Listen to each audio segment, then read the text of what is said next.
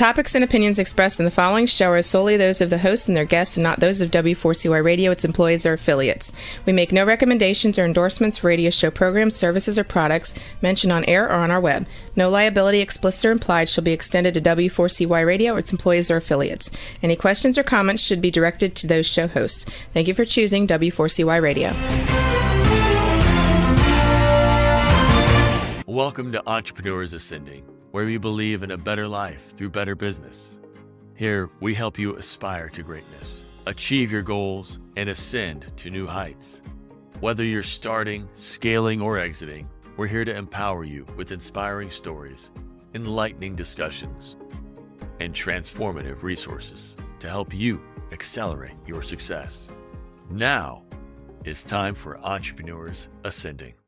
Welcome to Entrepreneurs Ascending, and of course, victory and successes are a big part of entrepreneurship. I mean, that's our goal. You know, we have this dream that we're trying to reach, but as well, all of us have found along the way, defeat can be part of that as well. And defeat gives us a great opportunity. The ups and downs gives us great opportunities to learn. And they say that you never really truly fail if you allow yourself to learn from whatever happens. So we've got an awesome guest today, Steve Morris, who's been on some world-class yacht racing teams, and he's really just witnessed some amazing ups and downs, and really uses that to help kind of entrepreneurs and their teams and leadership be able to use all of that to constantly be winning, constantly be growing. He's a part of the entrepreneurial operating system with EOS, and so he's a certified implementer. And he uses all that background experience, leadership, team dynamics, to help smart entrepreneurs and their teams overcome challenges and reach their full potential. So, without further ado, we're going to go ahead and bring Steve on. So, come on with us, Steve. Hi, Matt. Thank you very much for having me here. It's wonderful to be here today. Oh, it's fantastic having you here today with us. So, now we've got to dig in a little bit more. I mean, we definitely want to get into some of those big lessons that you teach, but the background of the racing teams. How did you get into yacht racing? That's amazing. Yeah, it goes all the way back to the beginning of my career, Matt. So I grew up in New Zealand. That's where this accent comes from. I say I come from down south, but it's a little further south than Alabama. We'll keep on going all the way down to the other side of the world. And so I grew up where the sailing. hobbits are, right?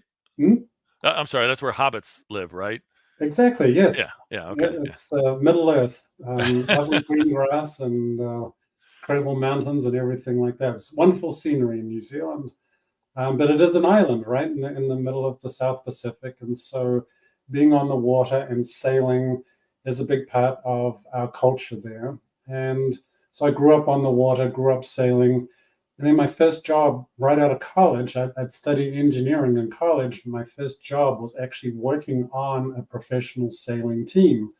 So I went from studying engineering mechanics and all thermodynamics and all that stuff to being in the gym at 6 o'clock in the morning and, lifting weights up off the floor so I could get strong enough to go out and be part of this team to sail this boat. And I was helping a team get ready to go race around the world. And that was way back in the late 1980s. Wow. So how did you transition into, so the you were engineering, right? You said, and then you found yourself getting up in the gym at 6 a.m. and getting ready to prepare for this yacht. I mean, that seems like kind of a big jump. Like, did somebody just come to you and say, hey, you know what? You might be actually pretty good at the actual racing part, or how did that happen? Well, the connection came through the university, the college that I was at. And it's kind of like you can keep on going for a way back story. But the thing was, there's this thing called the America's Cup, which is the oldest sporting trophy that's still being competed. It started way back in the 1850s. And the United States had held on to the America's Cup for over 100 years. Until finally in 1983 in Newport, Rhode Island, a team from Australia was able to come and win the America's Cup and took it down under, down to Australia. And then from there, New Zealand started getting involved in challenging for the America's Cup. And that started a whole industry around researching and figuring out how to build stronger and faster boats. And I was very lucky to be studying that at university. And then from that, this racing team that I eventually ended up on, they were looking for somebody very technical to come in and help with the performance of the boat. And so my sailing background, the knowledge that I'd done from researching in sailing boats, and combined with my engineering degree, kind of all came together at the same point. And I got a job, working on this boat. And we spent a couple of years building it and getting it ready to go and race around the world. Okay, so you had the engineering, the technical background, but you had already been kind of gearing it towards, this industry, and now taking that into the success mindset of being a highly competitive team like that. So have you always been kind of like into the very competitive sports like that, or did something just kind of click where it's just like, what, this sounds like fun?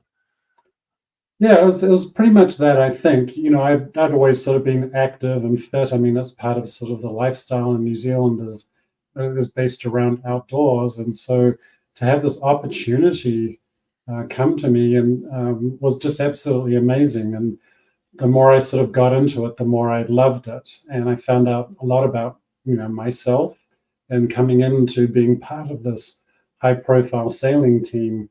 I was talking about getting up in the gym at 6 o'clock in the morning, and we had this trainer who had been a Commonwealth weightlifter. He was all of about sort of 5 feet tall and about 5 feet wide. I mean, he was just built to be able to lift a lot of weight up off the floor. And he had put us through these workouts that really, pushed strength and cardiovascular fitness. But I found something in myself of the drive to be able to come in and be a part of that. And when we had to go do a whole bunch of push-ups, I'd get to the front of the line and get my push-ups done and all of those sorts of things. But overall, it was sort of being part of this team and like seeing this team come together and really what it felt like to be part of a really amazing team heading for an awesome goal. Mm-hmm. So, as part of this team, now, what was it like getting into that high performance state? Like, how did that come together for you? Did you guys naturally kind of just mesh, or did it take quite a bit of work? Did it take, was there that storming, forming, norming, and performing process for that? I'm curious how it would work, and because I mean, everybody's got to do their part, right? Yeah, absolutely. And I didn't have all of those words back then. Right, I was just part of this team, but what I experienced, I see now, right, with the benefit of the frameworks that we use in our work and hindsight. Yeah, we went through all of that. Bringing together a group of people at the beginning who have never kind of worked together and done something like this before. We've had to find out, the hard way, who are the good people on the team and who just didn't fit and mesh with, the team culture. And that's a lot of what I do now with my clients is, going all the way back to how it felt on that team, as we were bringing it together and sort of really seeing how the culture of the team established itself and who made it. And then there were just people who didn't want to be a part of that. They just went up for doing the training, going to the gym, going out all day sailing, doing the maintenance on the boat and the repair and the improvements. Some people didn't want to be a part of that, and so either exited or self-selected out of the team, and then other people would join. And the same thing happened to myself within that team. So because of my position in the team initially, I was working on a lot of real technical information about the performance of the boat. I was also a navigator, right? So spent a lot of time figuring out and working with the team on the boat about how we should be sailing in a certain way and improving the boat's performance. And at one stage, I was going to be the navigator to navigate this boat all the way around the world as a race. So that was an amazing thing for me. I was all of 22 years old, but then this thing happened, and what it was we were going to sail from New Zealand to Australia, and sailed up the coast of New Zealand, and being this little island in between the Tasman Sea and the Pacific Ocean, at the top of New Zealand, these two oceans meet, and it's really rough there. And so I was down below in the boat, staring at the charts and plotting our course across to Australia, and going through this rough patch. I started not feeling so good, and so turns out I got seasick, right, and pretty badly seasick, and it really incapacitated me for probably about 24 to 36 hours. I was out, and so. We talk in EOS in the work that I do about when a person's in the right position, they GWC their role, which means they get it, they want it, they have the capacity to do it. And boy, oh boy, I got that role. I'd been sailing all my life. I really understood how to navigate boats. I wanted it. I really, wanted to be able to navigate this boat around the world. But capacity, if I was going to get seasick, I did not have the capacity to do that job. And this is a high-performing sailing team. They couldn't afford to have somebody in a critical position as the navigator's position who was going to get seasick. That just wasn't going to work. So I ended up myself, not being part of the team that ultimately sailed around the world. Wow. Yeah. That had to have been a really, really tough decision for you to make. I mean, the thrill of the race and being able to be part of this opportunity. So how did you take that moment and use that to move on to your next step? Yeah, it was a difficult time to sort of come to terms with that. But at the same time, I had been pretty sick for a while, so it was kind of like, yeah, this is not going to be the life for me. So I was fortunate after that to be able to meet the boat's designer, who was actually another New Zealander based up in Annapolis, Maryland.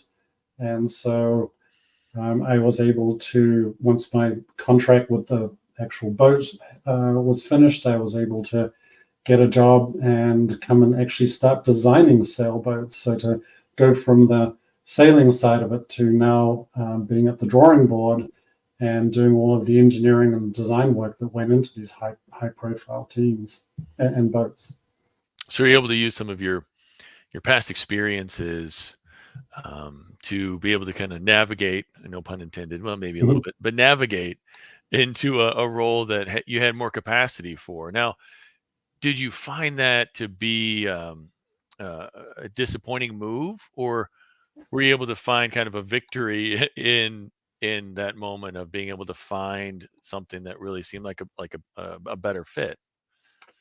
Yeah, definitely, the disappointment, right? And now I'm sort of, as I look back and I'm talking about, over 30 years ago, it's sort of like, what would life have been like, if I hadn't made it through and, taken that course. But, the course that I ended up taking and coming designing sailboats was incredible. I got to, as a designer of boats, then we were working with a lot of different teams. And so this really sort of has now, come to inform the work that I do, because I got to work on some amazing teams, multiple teams that, were able to win round the world yacht races, these, grueling 6-9 month races. I got to be a part of, designing and working with those teams. And then I also was on some pretty high profile teams that didn't make it. right? Despite having all of the resources that we needed. And so I really got to kind of feel and experience in a very tangible way what that was like, to the feeling of being on an awesome team where everybody's got each other's backs, and the feeling of what it's like when the team's just not coming together, and it's Well, yeah, I can imagine being a strategic growth coach, scaling up coach. Myself, I think I kind of maybe empathize a little bit with you in that sometimes when we walk into a new customer, sometimes or a new client, sometimes they've been doing really well. They're riding high on some great victories, and they want somebody to come in and help them put some more focus to that and just kind of put the pedal to the metal, if you will. But a lot of times we walk in and people are maybe kind of struggling. Things aren't the team isn't quite gelling the way that they hoped it would. So tell me a little bit about how you, yeah, like that first step that you take with a team to figure out like what is it that they're struggling with, and how that kind of relates back to some of your past your racing experiences and gelling and with these teams. yeah. So it's it's always interesting to come and meet a team at the beginning for the first time, right? And to sort of start listening to the voices around the room, and seeing how people are showing up on the leadership team. And in particular, I think, it really starts sort of surfacing what's going on with the team when they're starting to, discuss and debate, maybe some thorny, difficult issues. Mm, And so this is when you really start seeing as a coach, right? I mean, like, what's the kind of the tenor of the conversation going on here? And, a lot of the work that we do is, really based around this foundation of trust, right? I mean, this is from Patrick Lencioni in The Five Dysfunctions of a Team. That was a model I'd wished I'd had 30 years ago, right? Because this is what I experienced, and see what I see now with teams that I work with is that we've got to have that foundation of vulnerability-based trust. And I think, if I look back into my sort of sailing days, I mean, that's an interesting concept to sort of land on the table, because frankly, you've got a bunch of burly, muscly guys in this very sort of masculine environment. I mean, this word vulnerability just right, doesn't right. really kind of fly too much, but the trust certainly is there. And even though we wouldn't label it as vulnerability based trust, it needed to be there, right? That this idea of somebody could say, could trust enough in their position in the team that they could say, hey, like, I'm missing something here, or I need help. And somebody's got their back, right? And to be able to really lean into that. And I think, when we've got that foundation of that trust, then, the next part of Lencioni's model is to be able to have, healthy conflict, passionate debate about what's going on. And that's, really where I sort of see, do teams have this or not, right? Are they able to really come in and get into it on an issue and then come to a resolution on it and walk out as friends? Or, do these arguments end up derailing them? And they don't end up, with a sort of an amicable resolution to what they want to do. And I saw that, I think I experienced that on these sailing teams. I didn't have those words or the framework to understand it then, but I certainly see it now, in the teams, that I'm working with. So when you first get into a group, everybody's just kind of trying to play their part, just kind of like in a team. But you experienced when you were out racing or when you were preparing for races, practicing, putting yourselves under some pressure. I'm guessing then putting yourselves under some pressure to experience the conflict, maybe in a little bit more of a controlled scenario than when you have to be out there racing. I mean, is that kind of similar as to when you bring a team together and you start kind of pushing a little bit into where you kind of sense some of the conflicts and some of the tension is in kind of that controlled environment where you're there to maybe help them work their way through it. I was going to say navigate again. I didn't want to. I mean, too many uses of the same word and the pun. But to help them. Do you kind of do that in a controlled environment with the teams that you work with to help them to work through it with a experienced person such as yourself? Yeah, I think it's definitely, I mean, what I do as a coach is to just be able to sort of shine a light on how they're interacting together. Yeah. Right. And so, and I think things, if I look back, I think things have changed in business over the last, few decades. I think way back when there used to be much more of the sort of command and control way of, this is how we're doing things, right? There's somebody at the top and they're laying down, the law about how things are going to happen. And on sailing teams, I used to experience this. Sometimes, we'd end up with a skipper who was just, yelling. There's a lot of yelling going on. There's a lot of sort of, what Lencioni calls mean-spirited personal attacks. Manipulative, trying to get somebody to comply just by manipulating them, right? Yeah, but not in a good way, and those teams, people are shut down, right? And it's the same thing happens in business. I was working with a group, a few years ago where there was just, really no discussion going on in the room about what the team needed to do. It was just, yeah, we're good. Yeah, everything's fine. Don't have any issues. They weren't meeting their goals, so obviously something was going on. And, what I eventually discovered was that there just wasn't an environment within that team that allowed people to be able to speak and to be able to speak their mind and to be able to do it safely, without getting shut down. And so being able to sort of notice that, as a coach, to be able to shine a light on that and say, look, here's what I'm seeing about your interactions. And then it's kind of up to the team to decide, do they have the vulnerability and openness to do something about it? So when you walk into that first day, with the client, and you find out that they've got these tensions and they're not able to handle the conflict, how do you start the conversation about vulnerability, right? Like, because in the American culture, it's not one of those things that people really love to talk about. I guess maybe, maybe a TikTok or whatever, but in the boardroom, it's a different conversation. So how do you start to unpack that with them? Yeah, that's a great question. I think there's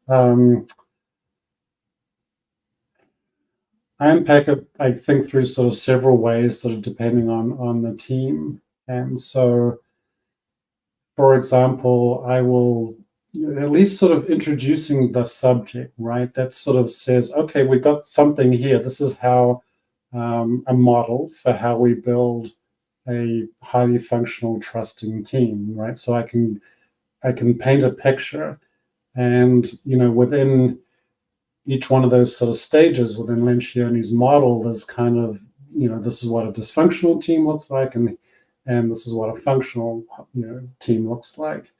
So I can start asking them, like, where do you guys think you lie, on this scale here? And I think, what I've seen is that can be a really interesting way to kind of crack this thing open and start talking about it, because particularly if I get everybody to write down on a scale of 1 to 10, where do you guys think you are between dysfunction and highly functional and trusting? And get people to write that down. And then we go around the room and hear what people wrote. And then this is when we start suddenly, somebody will put I think we're a 4 out of 10 on the table. Oh, 4 out of 10. Okay, got it. And go around the next person. Well, 6 out of 10, or somebody else might be 8 out of 10. Okay, so we got 4 out of 10 on this side. We got 8 out of 10 on this side. So let's talk about that. What are you seeing? Like, why did you rate it a 4? What are you seeing? Why do you rate it an 8? And I think that really starts getting a team talking. But then what I'm sort of sensitive to and what I'm watching in the room is if this conversation starts, going well, right? And people are sort of talking, I'm also watching to see, is there somebody who sort of starts coming to maybe shut down the conversation in a way. And so I'm trying to sort of really understand what those dynamics are. Maybe there isn't. Maybe they've just never sat down and addressed this as a team before, right? So this is all new territory. And amazing things come up. I have had a team sort of processing through, and one of the things was somebody said, well, I'm not giving it a high rating because look, last week I sent out a whole bunch of emails. I needed help from you guys, and I didn't get any response. Wow. Boom, put that out there on the table, right? Yeah. And so people start, in this environment that, like you and I, facilitate with the teams. It's like, we're just here to like get better, right? We're not here to point blame, all of those things. We're here to figure out in the spirit of the greater good of growing this business, how can we get better? And so let's start talking about that. So you kind of set that place on the map where you want to go, and you kind of zero in where they're at right now. But that takes the different perspectives of the different team members, as you're saying, is because some people might think everything's okay, but other people might be like, no, there's really an issue here. Every time I try to do something or try to bring up some ideas or innovate, I'm shut down by, the guardians of the old ways, Exactly. So, wow. Okay. And I'm just curious, did it work that same way on some of those first yacht racing teams? Did you guys have that nice discussion, or were there a few more fists thrown ever? I'm just curious. Yeah, well, this is what I say. I wish I'd had known about this framework, because I don't think, things were just happening, right? And I was experiencing them without being able to sort of put them in this context. And I think, some teams were just sort of, maybe they just happened in that way, or just, through the good luck of a great leader, we're just able to create that environment. Somebody knew something about how to create an amazing environment for the team to thrive in. But other teams I worked on, it's just there was none of that insight, and really trying to figure out, like, why were people there? Oftentimes, a lot of the work that I do now is we're trying to get the politics out of the room, right? We're just trying to get open and honest, and let's have a clear and direct discussion about what's going on within the team. Get rid of the politics. But I've experienced working on some teams where it turns out that there was some politics going on, right? We just didn't know quite how the decision making was getting made, or the decision making was going through, other conversations. So those environments, it's very hard for people to really engage with their full selves and want to come in and be open and honest about helping. And I think the difference I sort of see is in the teams that got it and brought it together and had the trust. It freed up their energy. It freed up their ability to be able to literally kind of look up and out of the boat, and to be bringing in information, like to be more strategic, bringing stuff back to the whole team, being able to scan the horizon, see what the competition's doing, bring that information in. Whereas teams that weren't making it, we're just all bickering, is this your rope? No, it's your rope. I'm not going to help you pull the sail, all that sort of stuff. Well, they didn't have any time to be able to look up and out of the boat and be more strategic, right? So it really is about being able to free up energy to really help the entire team move forward. Yeah. I mean, so it's kind of like if you're too busy watching your back because you're not sure if somebody else, on your team is going to stab you in the back, or if you're too busy watching other people to make sure that they're doing their job, how do you ever focus on where you need to go and what your role is? So everybody who's too busy paying attention to everybody else, their own work is kind of just is falling to the wayside. Yeah, yeah. When you're just not, I think when a team comes together and everybody does have each other's backs, it's almost, this is where the magic starts happening, right? The team is really lining up around, this is where we need to get to. Everybody's able to make decisions, to take the team forward without always constantly having to come back to check in with the boss. Hey boss, are we allowed to do this, or should we do that? It's everybody's getting more aligned, and that just becomes a high leverage effect in my view. Yeah. Now, I think an interesting component of this is, how does this trust come together or fall apart after a defeat or a setback? Yeah, I think those are the testing times, Yeah. right? And so, I've experienced all sorts of different things in that situation, but I think the good times is when a defeat can be used as, the foundation or the stepping stone of being able to move on and do better next time. And I think in those cases, it's not finding fault with an individual or pointing the finger of blame, right? Because I think when that starts happening, that's when the team starts falling apart. The acrimonious discussion or debate, arguments start up, then, we're not together as a team in that case. Yeah, because I've found that if it's those times where you really see if people are actually trust that everybody else was trying to do their best.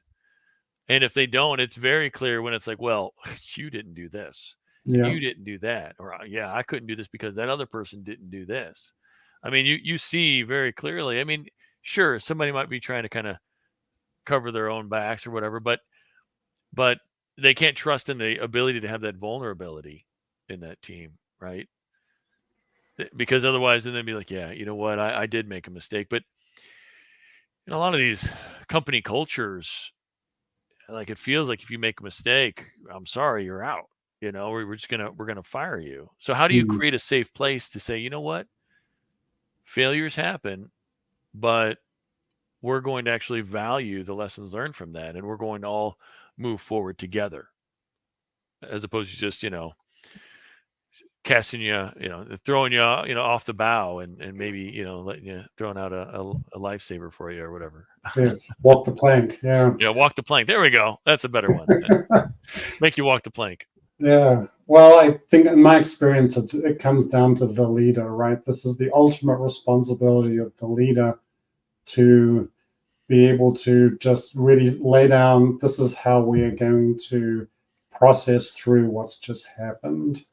And there's a really interesting story I read about Pete Carroll, right, the coach of the Seattle Seahawks, going for their second Super Bowl win, and it's playing New England Patriots, and they were just about to win the game, and the pass got intercepted, and they weren't able to win their second Super Bowl in a row. And I'm not getting all of the details about this story correct, but I do sort of, the thing that really kind of stood out to me is Pete Carroll, being the coach, and the leader of that team, sort of described that moment of just sort of seeing the interception and knowing right then, in that split second, okay, it's over, right? And then, but he had to just put that aside, right? Because what he needed to do was then to come in and to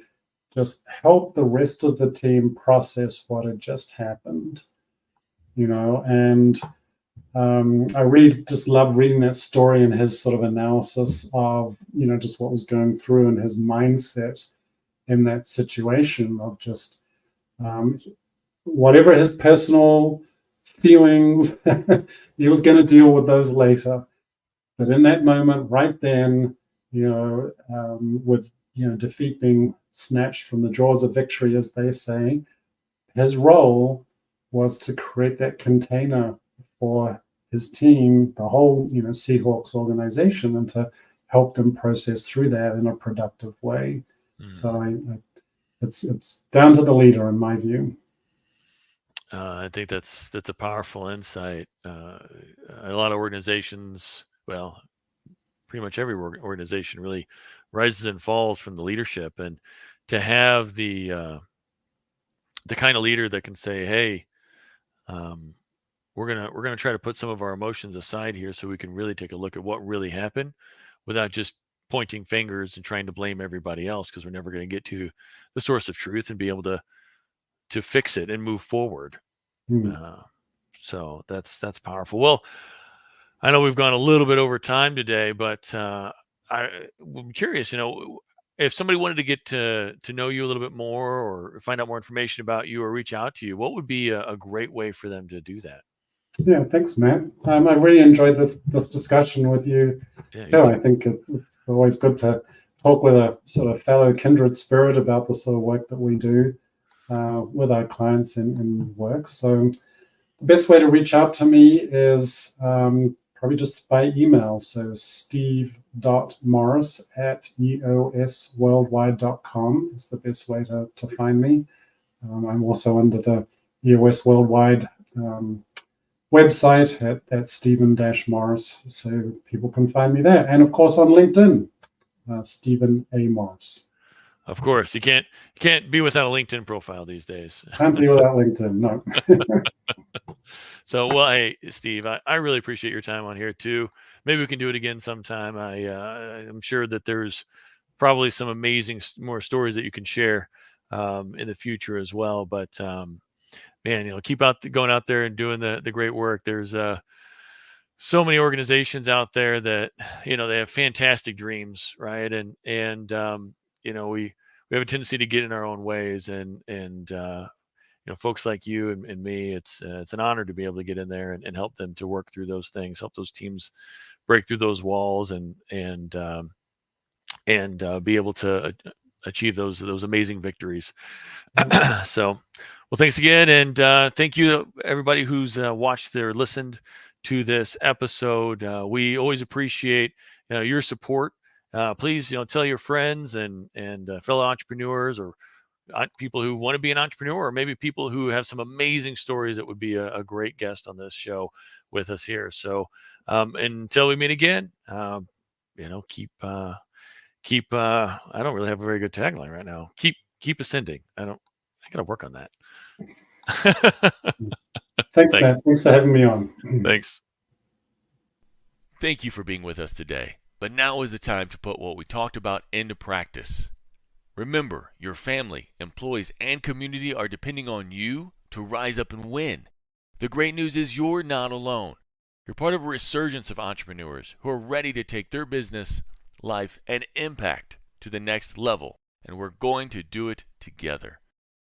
This show is powered by Time for Success, where we help business owners every day who want more freedom and wealth while building a legacy of positive impact. Please follow Time for Success on LinkedIn, Facebook, and YouTube for more helpful strategies and tools for creating the business and life of your dreams.